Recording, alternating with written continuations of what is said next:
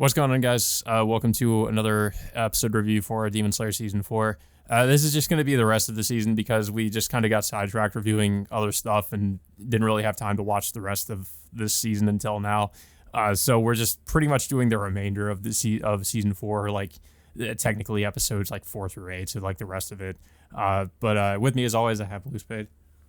Yeah, I mean, overall, my impression of this entire season is a little bit somewhat disappointing, just until till the very last episode of this season, Yeah, because in like my like opinion, like this is definitely like the weakest arc of the series, just because like a lot of it just felt like it's just build up for the final confrontation with Muzan, and like I feel like it could have been an opportunity to develop some of the other Hashiras and some of the side characters, and it feels like a lot of this arc was just kind of just as I was watching it, I just felt like it was just kind of a waste of time for the most part because it just focused on a lot of the wrong stuff. Is a lot of slice of life type of stuff, and not really a lot of like any kind of like significant world building or like plot progression or character development. The only time where I kind of liked what they were doing, like some of the Hashiras do get, we get a little bit more of their backstories at least. The only one I thought was interesting was the I forget his name, but the blind Hashira. I thought what was it, the Stone the Hashira Stone get. Hashira, yeah, I thought he kind of had an interesting backstory just because of like what happened to him. But aside from that, like I honestly didn't really care much about like any of the other the other characters because I mean, first of all, like we already know about some of them, like the ones that were in season 3, and we don't really get a lot of any like more important character details about them or anything. A lot of it's just kind of related to slice of life sort of comedic stuff, and it just felt like a lot of time was wasted on that instead of, I feel like, anything that should have been more important, and a lot of it felt very much like filler to me. Even though I guess technically, it's not. It is adapted from the manga, but it felt like it's just very. It could have been very much condensed, and it didn't really need to be a whole season. Yeah, and that of course leads us into the final episode of this season, in which Muzan literally just walks up to the Ubuyashiki mansion. Yeah, Just I just real quick, like before we started the recording, I thought it was just kind of crazy how he just kind of walks into the Demon Slayer headquarters, and I kind of figured like the reason why he couldn't do that this whole time is maybe because there were some defenses or something he couldn't break through, or he couldn't just easily get to the head of the Demon Slayer Corps. Obviously, like I just kind of figured that was the case, but yeah, in this episode he just like walks right through the gate and walks right up to him. And I mean, of course, my first assumption was that it has to be a trap because if he's able to just walk right in like that, there has to be something like the head of Demon Slayer Corps has to have some kind of a trap laid out for him, and of course that is what happens. And Muzan like doesn't seem too surprised by it, but I guess he just didn't know what kind of trap it was. But I feel like he should have nonetheless been prepared for pretty much anything, considering he's like walking into the headquarters of his like pretty much his arch nemesis, and he's not really like I don't know. I guess he's not really thinking of what might happen. I don't know. Maybe I guess you could argue it's because he's conceited and he doesn't think that anything could really kill him. Which I mean, that is kind of true. He's technically immortal. What? I think another reason for why he's there is because he wants to find Nezuko and Well, yeah. obtain her ability to resist, the sunlight. But my issue too is just that he's a character who's been alive for thousands of years, and he just kind of makes he makes stupid mistakes. And I mean, I guess like again, I guess you could just boil that down to like, oh, he's just very conceited, and he doesn't really think that anything could get to him at this point. But you'd think that he'd be, I guess, a little bit smarter than that. I guess is just kind of my whole issue with his character.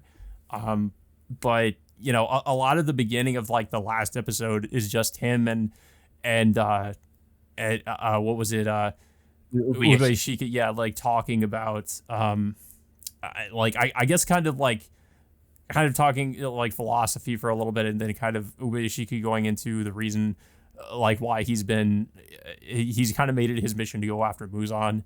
It is because, of course, it's revealed that he's technically like Muzan is of the same bloodline as him, and his bloodline ever since Muzan became a demon has been cursed.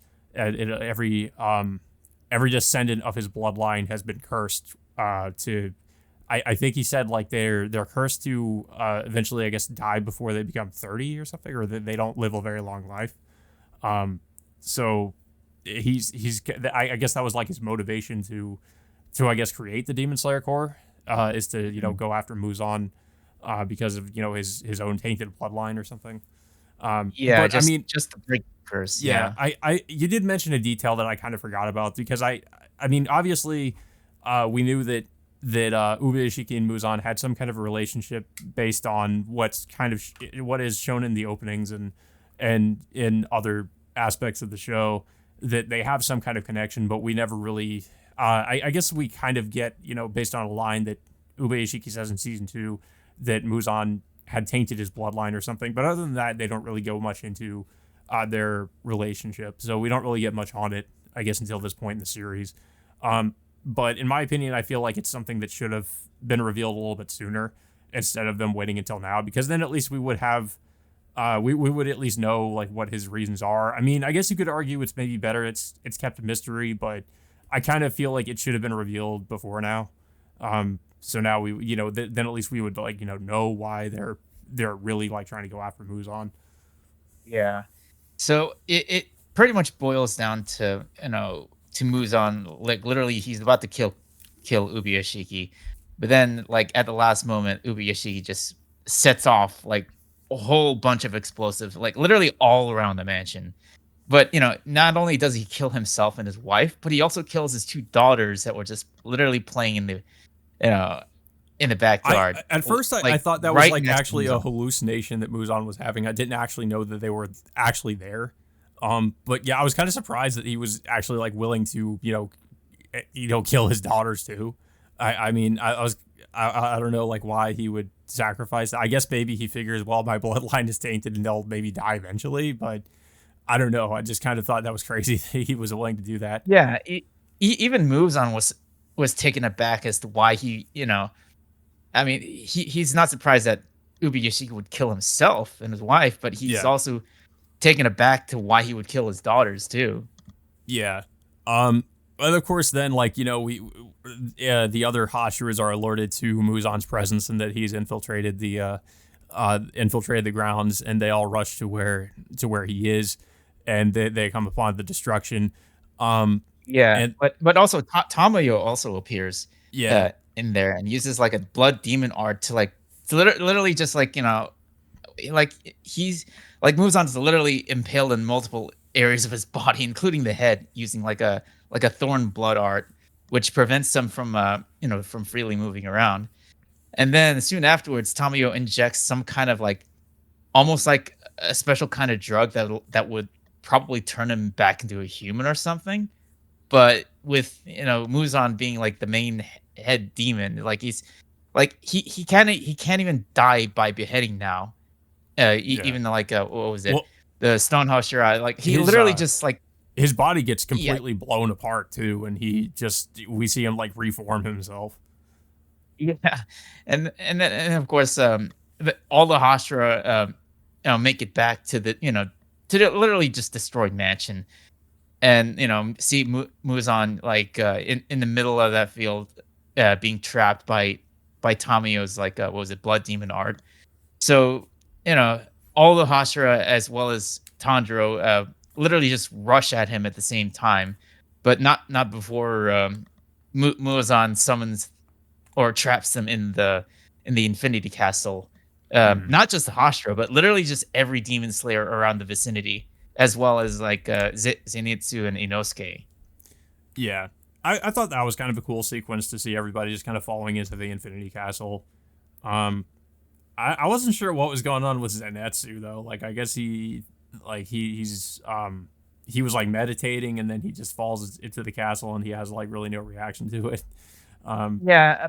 So what happens in the last episode is like he all of a sudden gets a letter, but we don't really get to see the contents of what he read in that letter. Maybe it's something like maybe one of his family members died to a demon or something Yeah. other related to this, but like he suddenly, his personality just goes through a complete 180 shift. It's And more like it's what never happens when he falls like unconscious and just becomes like really powerful. yeah, but like I said, like we don't nobody knows like, what the contents of that letter uh what it was or what he read, but I mean, I haven't read certain parts of the manga, just to avoid spoilers personally, but yeah, it's just like it seems like Zenitsu it has a more like determined and serious personality moving forward. But at this point of the story, this is where the episode ends with all the demon slayers and the Hashira with Tanjiro are literally just trapped in the Infinity Castle. And then, of course, this will lead us into the finale arc, which is being Mhm. adapted into three films. Which honestly, I don't know. Like uh, at this point, we don't know the release date of all three of those films, and or how they're going to end up releasing them. I mean, we could speculate they could go through the same release date. Uh, like a 1 year, film uh per year, like they did with Heaven's Field, but it's honestly hard to tell. I feel like because of how quickly they announced the film trilogy, I feel like it must at least at the very least be in like pre-production or something. Like I feel like they're already like they must have already started like working on it like maybe by the time this season came out. Um because like otherwise I don't I feel like they wouldn't be announcing like those movies so like like yeah, I think even before I think before the last episode aired, right? Like I think they announced the trilogy, or at least it was leaked that the trilogy was happening. Yeah. Yeah, I mean, honestly, I would have preferred just a standard, you know, final season. It's Yeah, because I don't know I mean, Demon Slayer is popular, and I think they're basing this on like how popular the Mugen Train film was and how much money that made. And I'm guessing like, they're like, it's obviously, they're going through the same thing, but this time they're releasing three films for one story arc. And yeah, and much of that story arc, from what I've heard about, just takes place in that Infinity Castle. yeah. I mean, I'm wondering if they're really gonna like try to stretch that out in the movies just to make it like make them all like movie length. Because I'm Yeah. wondering if like the manga, if it really is that long. Um, Yeah. I mean, also another thing is like we know Ufotable's been working on this, but they're also working on another project unrelated to this, and that, of course, is The Witch and the Holy Knight, which we've yeah, been waiting for since, like, what was it? That was announced like 2-3 years ago, when we barely get like two teaser trailers for it. yeah. Like I'm just kind of concerned that they're in this, they're kind of overworking themselves at this point because they're working on this new trilogy and they're also working on the Witch on the Holy Night movie, which I feel like it has to at least be a trilogy of movies in and of itself. So I mean I am hoping that they're not really like trying to like overwork themselves just to put out the Demon Slayer trilogy and at the same time working on the Witch on the Holy Night movies. Um, which we again we don't even really know much about in the first place. Like we know it's happening and we got like a teaser trailer at first, then we got an actual trailer which showed us a little bit, but really not that much. Um, but yeah, I mean, so we don't really know much about the state of that project anyway. Um, I just it is annoying to me that we know a lot more about like what's going on, of course, with Demon Slayer than we do about anything of what's happening with like the Witch on the Holy Night movie. Yeah. Yeah, I mean, it seems like, Ufotable's, main priority now is finishing up Demon Slayer, Which I think, because of course, the they're reason for that is because of its popularity and because it's a big moneymaker. But at the same time, I would also argue I think the Type Moon stuff is a pretty big moneymaker as well, just because of like stuff like FGO, and I mean that makes them quite a quite a bit of money. But I mean Demon Slayer also makes them quite a bit of money, so I guess that's probably why. But yeah. um, yeah, I overall, in my opinion, like this season was. I really feel like it's definitely the weakest of the Demon Slayer seasons because all it really was just a setup for the final trilogy of movies, and it was just set up for the last arc of the series, and not really a lot, not really much of significance happened in my opinion in this season. A lot of it was just comedy and like slice of life stuff, and we didn't really get anything really serious happening until like the really just like the last episode. Everything Yeah. else was just kind of, a lot of just comedy, and it felt like it's just, I don't know. I honestly felt like it was just kind of a waste of time watching most of the season, because just not really a lot happened. And I feel like it's just kind of, in my opinion, it was a missed opportunity because it could have been an opportunity to get us to actually like really care about some of the Hashira and some of the other characters as well. But instead, if I feel like they kind of wasted time on like the more comedic elements and stuff that wasn't really that important. Instead of like actually trying to give us like really like important character moments, and the only time I felt like they really did was with the blind Hashira, or the stone Hashira. Um, Well, Gyu's and I get and I backstory guess was Giyu also because pretty it good. does connect to like the first season. But aside from that, like I can't really think of anything else that significant. Um, except maybe Yeah. like um the what was it, that one guy and his brother, um uh they had this like they had this Um, conflict.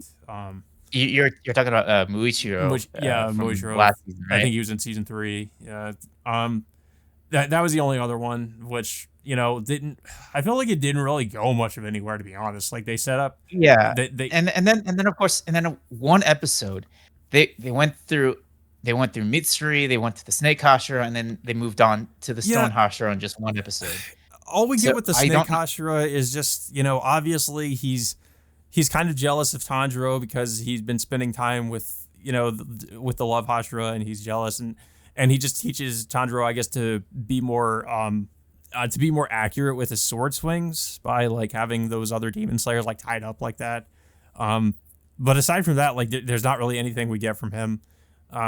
So it felt like just, yeah, like I said, kind of just a waste of time. Um, so I don't know if I were to give the season a score overall, I'd honestly have to give it a 5 because visually, like, yeah, it's great. Music I thought was decent. The visuals obviously are good. It's ufotable. But everything else, like the characters and just the general writing of it's never really been that great in my opinion. But I feel like in this season is where it just really went downhill. Mostly just Well, I mean, because, it did have a strong send off with its finale leading up to the yeah, like with that the upcoming that was like the best trilogy. part about it was just the finale. But it's just set up for the movies. And that's really the most memorable part, I guess, of this season was, the confrontation with Muzan. Yeah, I will be, hopefully be watching the trilogy of movies, but that all depends on when that's going to be releasing. I mean, probably they might start releasing it next year or the year after that. But yeah, but in terms of like the release schedule, it's still not clear of how they're going to be releasing this. My guess, like I said earlier, they might release one film per year, like they did with the Heaven's Feel movies. Yeah, I mean, I would be fine with that, because then at least they would have enough time to work on each film. Um, but yeah, I guess we'll have to see because we still don't really have a lot of information about it. Um, but I don't really have too much else to say about season 4. Like I said, I think it's definitely the weakest we've gotten so far. The only really I guess highlight of it was, there were some decent moments throughout, and then of course like the finale. But other than that, like I don't know, not much about it was really that memorable or that interesting. It pretty much just feels like I said, feels like it was just there to set up the final trilogy, or the trilogy for the final arc of the series. But yeah, I don't know if you have anything else to say about it. Well, I mean, yeah, like I said, it's a slightly underwhelming season. Yeah. Despite the fact, it did have a strong finale. It's just I really felt like they could have done a better job developing some of the other characters. Like it's just they developed, good.